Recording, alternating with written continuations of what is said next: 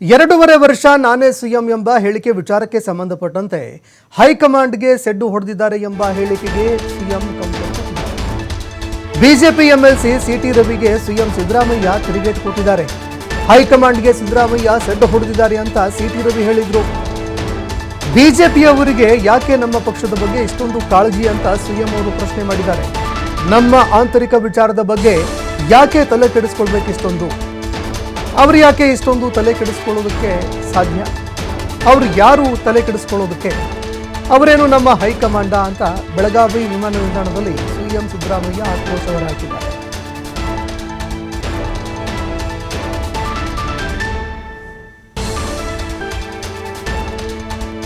ಏನು ಸಂಬಂಧಪಟ್ಟಿದ್ದಲ್ಲ. ಮತ್ತೆ ನಾನೇ ಅನ್ನುವಂಥದ್ದು ಹೈಕಮಾಂಡ್ ದುರ್ಬಲ ಆಗಿರೋ ಸಂಕೇತ. ಕೆಲವು ದಶಕಗಳ ಹಿಂದೆ ಕಾಂಗ್ರೆಸ್ ಒಳಗೆ ನಾನೇ ಅಂದೋದು ಒಂದು ಕ್ಷಣನೂ ಇರ್ತಿರ್ಲಿಲ್ಲ. ಯಾಕೆಂದರೆ ಯಾರಿದ್ರೂ ಅದು ಹೈಕಮಾಂಡ್ ತೀರ್ಮಾನ ಮಾಡುತ್ತೆ, ರಾಹುಲ್ ಗಾಂಧಿಯವರು ತೀರ್ಮಾನ ಮಾಡ್ತಾರೆ, AICC ಅಧ್ಯಕ್ಷರು ತೀರ್ಮಾನ ಮಾಡ್ತಾರೆ ಅಂತ ಹೇಳುವ ಪರಿಪಾಠ ಕಾಂಗ್ರೆಸ್ ಒಳಗಿತ್ತು. ಈಗ ನಾನೇ ಅಂದರೆ ಸಿದ್ದರಾಮಯ್ಯನವರು ಹೈಕಮಾಂಡಿಗೆ ಸೆಡ್ ಹೊಡೆದಿದ್ದಾರೆ, ಹೈಕಮಾಂಡ್ ವೀಕ್ ಆಗಿದೆ ಅನ್ನೋದರ ಲಕ್ಷಣ ಇದು. ಹೈಕಮಾಂಡ್ ಸ್ಟ್ರಾಂಗ್ ಇದ್ದಿದ್ರೆ ನಾನೇ ಅನ್ನೋರು ಒಂದು ಕ್ಷಣನೂ ಸಹಿಸ್ಕೋತಿರ್ಲಿಲ್ಲ. ಸಹಿಸ್ಕೊಂಡಿದೆ ಅಂದರೆ high command it is very weak. ಕ್ರಾಂತಿ ಅನ್ನೋದು ಭಾರತೀಯ ದರ್ಶನಗಳಲ್ಲಿ ಒಳ್ಳೆಯದಕ್ಕೆ ಬಳಕೆಯಾಗುವ ಪದ.